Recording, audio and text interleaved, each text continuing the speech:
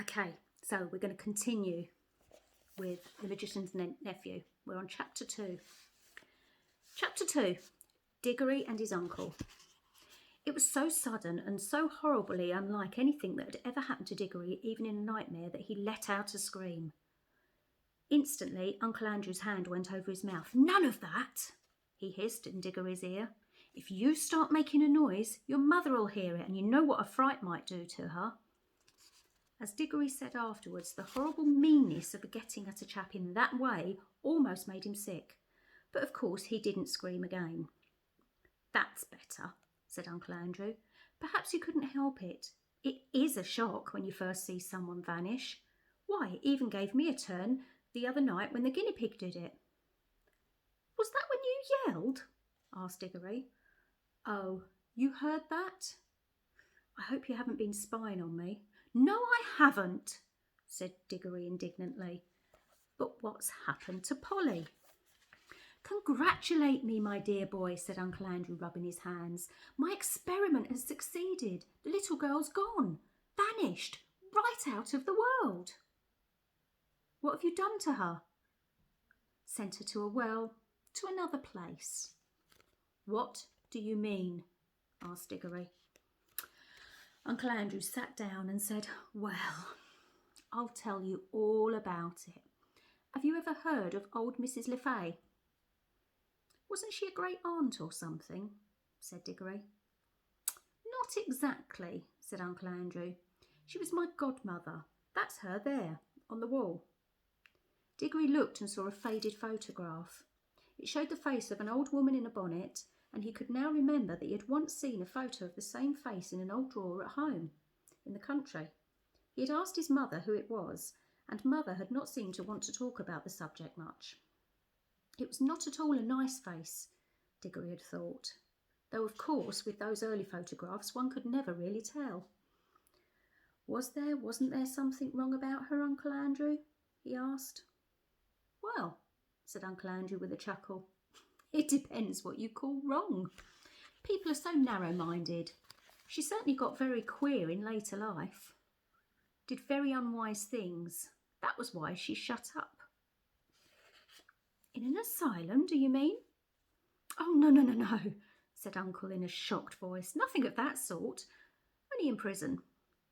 "I say," said Diggory, "what had she done?"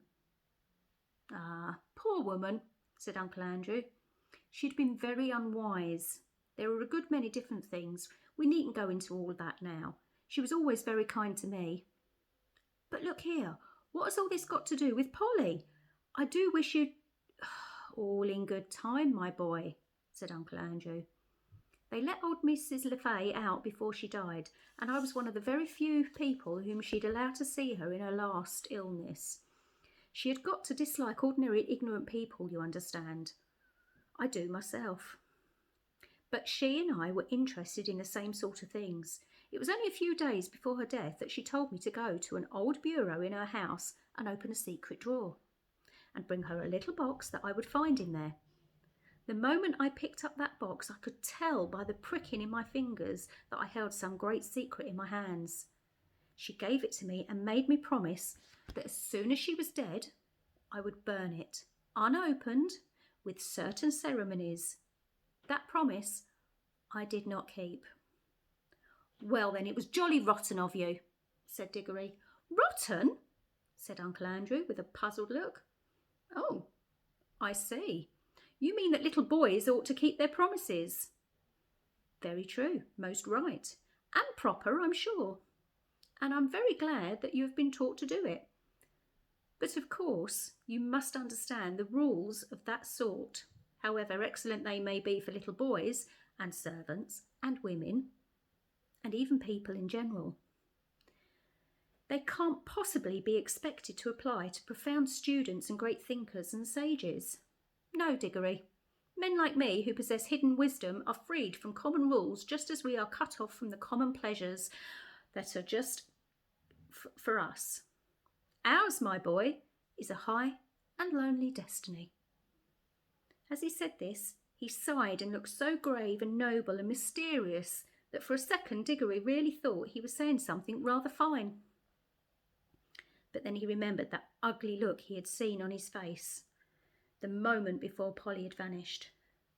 And all at once he saw through Uncle Andrew's grand words. All it means, he said to himself, is that he thinks he can do anything he likes to get anything he wants. Of course, said Uncle Andrew. I didn't dare to open the box for a long time, for I knew it might contain something highly dangerous. For my godmother was a very remarkable woman. The truth is, she was one of the last mortals in this country who had fairy blood in her. She said there had been 2 others in her time. One was a duchess and the other a charwoman. In fact, Diggory, you are now talking to the last man, possibly, who really had a fairy godmother. There, that'll be something for you to remember when you're an old man yourself. I bet she was a bad fairy, thought Diggory, and added out loud, but what about Polly? How do you harp on at that? Said Uncle Andrew, as if that was what mattered. My first task was, of course, to study the box itself. It was very ancient, and I knew even then to know that it wasn't Greek or Old Egyptian or Babylonian or Hittite or Chinese. It was older than any of those nations. There was a great day when at last I found out the truth. The box was Atlantean. It came from the lost island of Atlantis. That meant it was centuries older than any of the Stone Age things they dig up in Europe. And it wasn't rough, crude either. For in the very dawn of time, Atlantis was already a great city with palaces and temples and learned men. He paused for a moment as if he expected Diggory to say something, but Diggory was disliking his uncle more and more every minute, so he said nothing. Meanwhile, continued Uncle Andrew, I was learning a good deal in other ways. It wouldn't be proper to explain them to a child. About magic in general. That meant that I came to have a fair idea what sort of things might be in the box. By various tests, I narrowed down the possibilities. I had to get to know some devilish queer people and go through some very disagreeable experiences. That was what turned my head grey. One doesn't become a magician for nothing. My health broke down in the end, but I got better. And at last, I actually knew. Although there was not really the least chance of anyone overhearing them, he leaned forward and almost whispered as he said, The Atlantean box contained something that had been brought from another world when our world was only just beginning. What? Asked Diggory, who was now interested in spite of himself. Only dust, said Uncle Andrew. Fine, dry dust. Nothing much to look at. Not much to show for a lifetime of toil, you might say. But when I looked at that dust, I took jolly good care not to touch it, and thought that every grain had once been in another world. I don't mean another planet. You know, they're part of our world and you could get to them if you went far enough. But a really other world, another nature, another universe. Somewhere you would never reach, even if you travelled through space and this universe for ever and ever.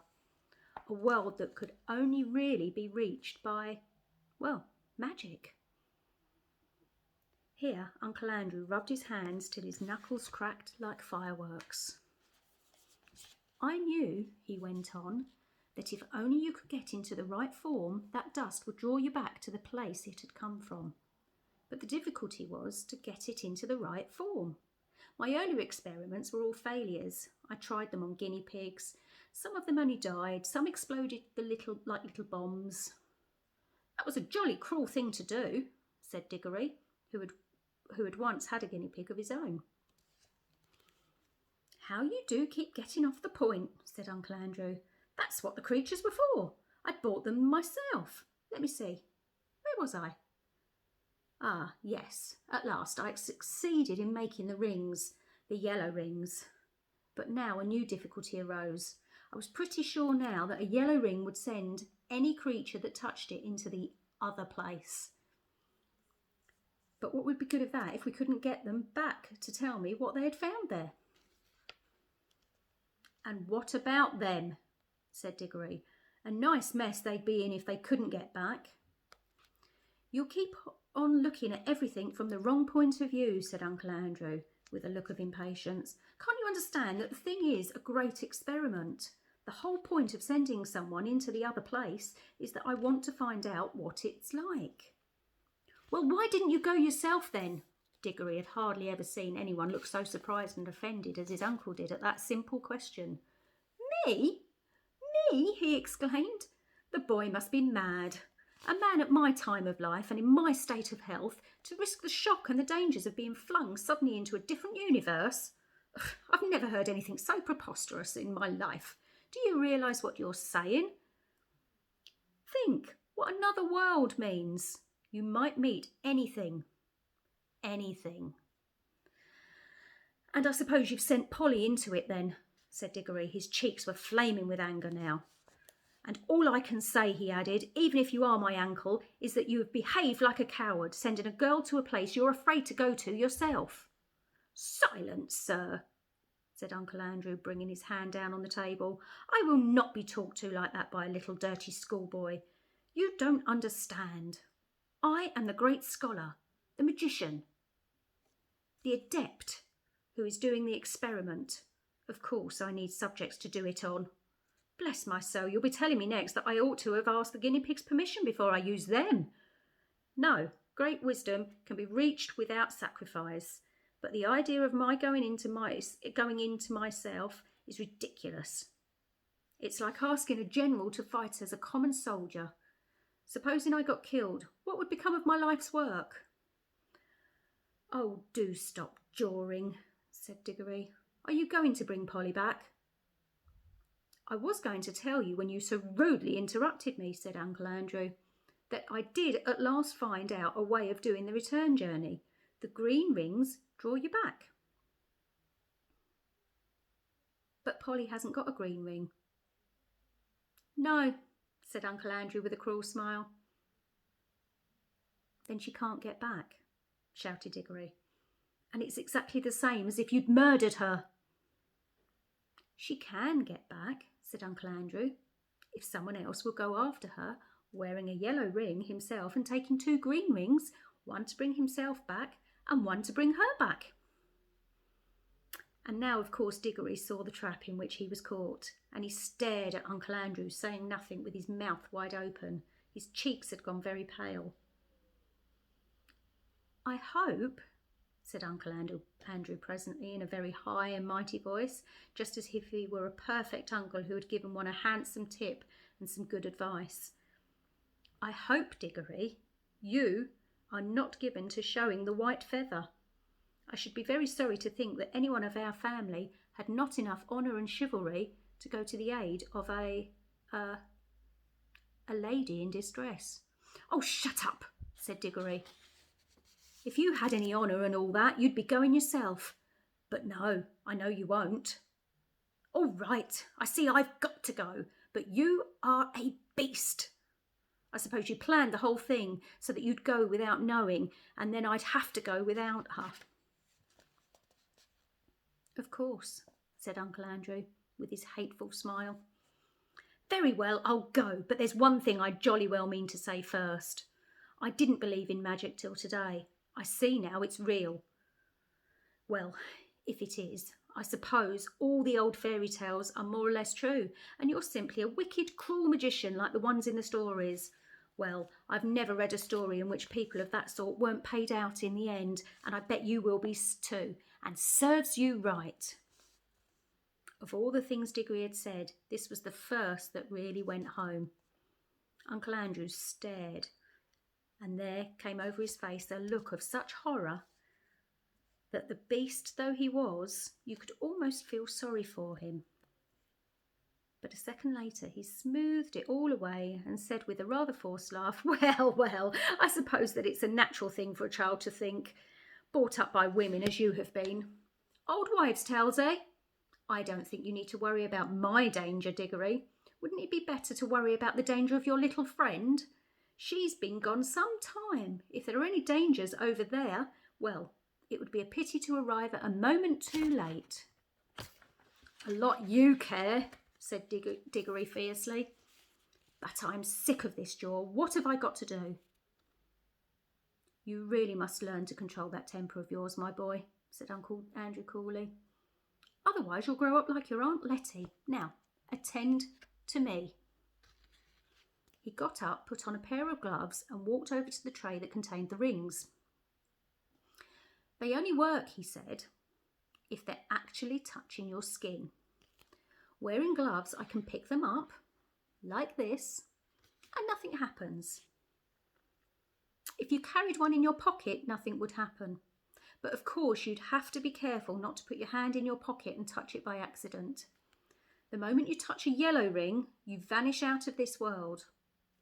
When you are in the other place, I expect, of course this hasn't actually been tested yet, but I expect that the moment you touch the green ring, you vanish out of that world and, I expect, reappear in this. Now, I take these 2 greens and drop them into your right-hand pocket.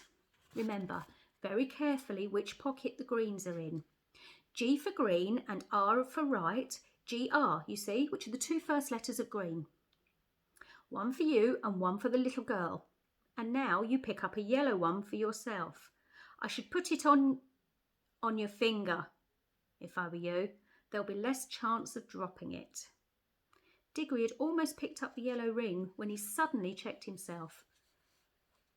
"Look here," he said.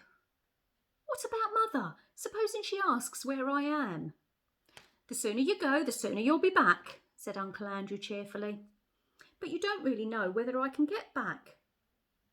Uncle Andrew shrugged his shoulders, walked across to the door, unlocked it, threw it open and said, "Oh, well then, just as you please. Go down, have your dinner, leave the little girl to be eaten by wild animals or drowned or starved in the other world or lost there for good. If that's what you prefer, it's all one to me. Perhaps before tea time you'd better drop in on Mrs. Plummer and explain that she'll never see her daughter again because you were too afraid to put the ring on." "By gum," said Diggory, "don't I just wish I was big enough to punch your head in." Then he buttoned up his coat, took a deep breath and picked up the ring. He thought then, as he always thought afterwards too, that he could not decently have done anything else.